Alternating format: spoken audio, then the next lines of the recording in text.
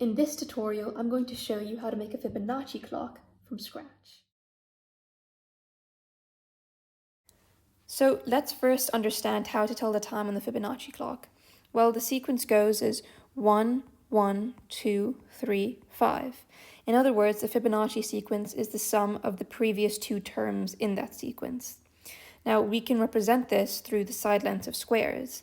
So the smallest squares have a side length of 1, and the next square is the sum of the two side lengths. So that's 2, then 3, then 5. Now, another important thing to note is that the color green always represents minutes, the color red always represents hours, and the color blue represents both minutes and hours. So, and then also for minutes, you always multiply the summative value by 5. Let's take an example. So 9:25. So on here, we have the hours as red and blue. So that's 5 plus 1 plus 3, which is 9. And then for minutes, it's always green and blue. So 2 plus 3 is 5, and we always multiply minutes by 5. So 5 times 5 is 25, and that's the value. White does not have any value. Now try 5:45. Let's get into it. So this value is 5, and that's hours and minutes. So we get 5 as the hour. And then for minutes, we have 1 plus 3 plus 5, which is 9. 9 times 5 is 5:45. So that's how the Fibonacci clock works.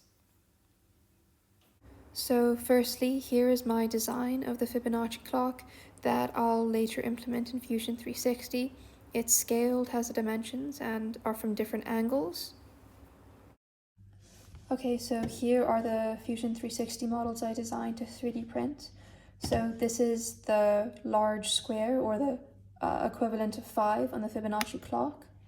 So as you can see, it's completely to scale. Here is where the Arduino would go, and here is where the LED lights would be installed in a cross fashion. Similarly, this is what I designed for the 1, 1, 2, and 3. As you can see, there are slits at the bottom for the LED lights to go through, and then a substantial amount of distance between the actual acrylic sheet and the back panel where the LED lights will stick.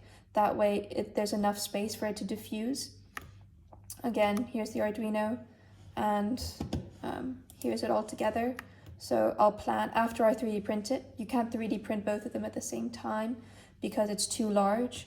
So you 3D print them separately, and then you use super glue or double-sided tape to stick this to this. And from there, we'll add some felt or double-sided tape on top to further reinforce the design. And finally, this is optional, but I've designed some back panels to 3D print as well. I'm not sure if I'll install them yet, but yeah, that's about it. Okay, so right now, here's the 3D printed model, which is soon to be sliced in the slicer for 3D printing. So right now, there are no supports, so the overhangs can't 3D print onto thin air. So what we do is we create like flimsy 3D printing to support that overhang. So all the green is supports, and it can easily be removed, or almost easily be removed afterwards, and then you have a finished product after some sanding and finishing up. So let's move on to the 3D printing time lapse. Okay, so before we 3D print, we still need to make sure that the printer is calibrated. A way to do this is to print a simple cylinder and make sure that the filament is the correct level and that it's not bumpy or it's not squishing the previous layer. So here's the first 3D printing part. It's a 2-day print, so it's really important that you monitor it at least on a 10-hourly basis, because supports can go wonky and things can go wrong. So it's important that you're there to fix it. Here is the final product for the first 3D printed parts. Now moving on to the second part. Again, I'm right there with my scissors just in case supports mess up. Now, as you can see here, the support did mess up, but that's okay. It did manage to fix itself. So now I've moved later on to the print. It is working pretty well, but unfortunately there is a bit of a warp, which we can't really fix. Now let's move on to the support. So as you can see here, I'm trying to break the support. It is sort of warped, and there are a few crevices in the actual 3D print. That's just because there was a messing up of the actual support, and there's not much you can do about that. So onto the time lapse, I'm just fixing it up, removing the support and ensuring that any stray filament is cleaned up, but it doesn't matter that much because it will be covered by the acrylic sheet. So moving on to the electronics, each LED strip requires 3 different wires. The signal wire connected to the Arduino where the code is sent, the ground wire, and the 5-volt, which provide power. All of these were soldered. Now let's move on to the clock module.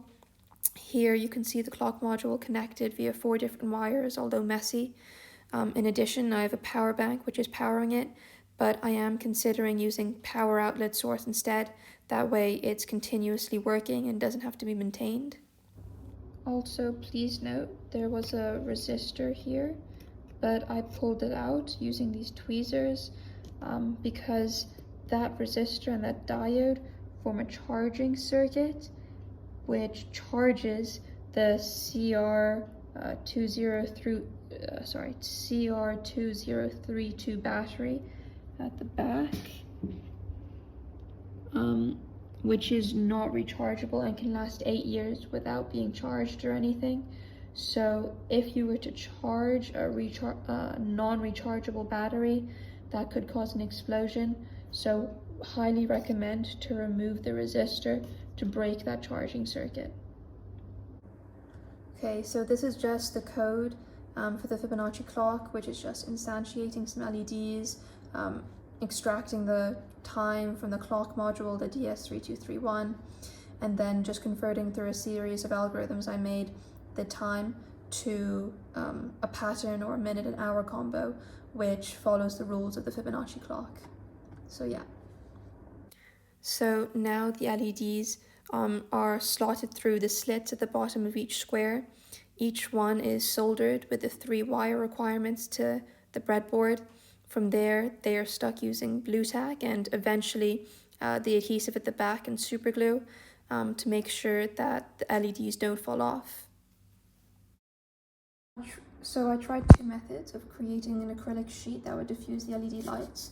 The first one was cutting up my folder and sticking it together to add a layer of opaqueness, but super glue wasn't very effective, and when it did stick, it would leave globules, so that was very visual when you put it onto the LEDs. Secondly, I used the actual acrylic sheet, but the problem with the acrylic sheet is that it doesn't have a lot of strength, so when I was cutting it, if I can get this to focus, there's a crack in it.